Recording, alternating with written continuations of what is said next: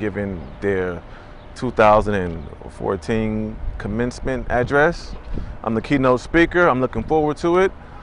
The theme is overcoming obstacles, and so I'm hoping maybe that I can say a few things, offer some words that maybe somebody feel take with them, maybe inspire them, motivate them, and help them get through life or whatever challenges they face.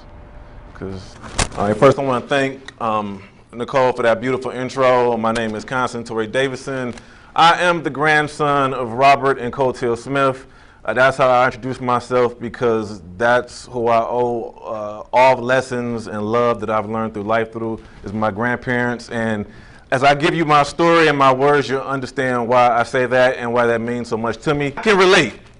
I'm going to take y'all back about 36 years into my world, into my life. I was 18 months old, October 1977. And for whatever reason, my father decided to kill my mother. Beat her in the back of the head till she died.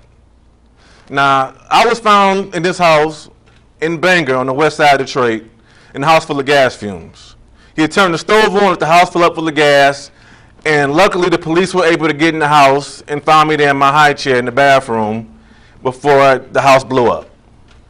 2 days later, my father was found with a gunshot wound in the chest at that same house. Don't know why he did it. No note, no diary, no nothing. Just a mystery. 36 years later, people still ask questions.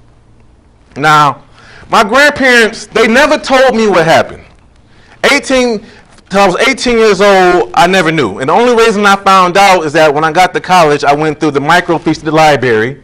For those who know what microfiche is, it's old newspapers on computer-like screen, and you're just scrolling through. And I knew my parents died in October, and I went through every Detroit News and Free Press article till I found out what happened to my parents. And I found the headlines article. And I was like, okay, this is why nobody ever told me.